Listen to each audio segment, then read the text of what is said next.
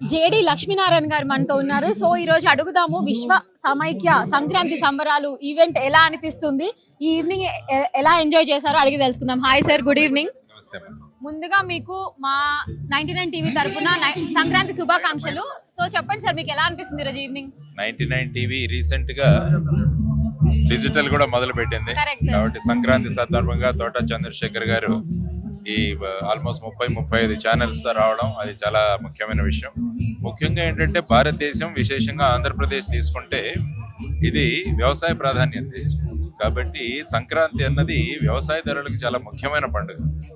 అది మనమంతా కూడా కలిసి సెలబ్రేట్ చేసుకోవడం అన్నది పండుగలు అన్నవి. ఎందుకంటే అందరినీ కలపడానికి పండుగలు అంటారు, అందుకనే దాన్ని ఇట్ ఇస్ కాల్డ్ ఫెస్టివల్. అందరం కలిసి వస్తాం కాబట్టి ఈరోజు సమాఖ్య వారి ఆధ్వర్యంలో ఈ కార్యక్రమం పెట్టడం, ముఖ్యంగా 99 టీవీ ఛానల్ వారి ద్వారా దీన్ని ప్రచారం చేయడం అనేది. అందరం కలుద్దాం, అందరం కలిసి ఆలోచనలు చేద్దాం.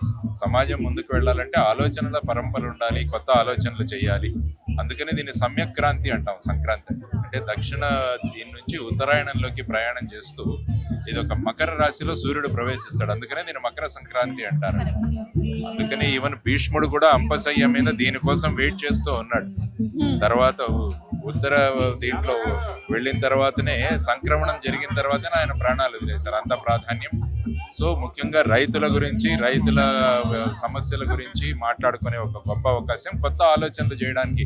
అందుకనే పాత ఆలోచనలని భోగి మంటల్లో వేసి కొత్త ఆలోచనలో మొదలవుతాం. కాబట్టి ఈ పండుగ సందర్భంగా ముఖ్యంగా సమాఖ్య వారు చేస్తున్న ఈ కార్యక్రమానికి అభినందనలు.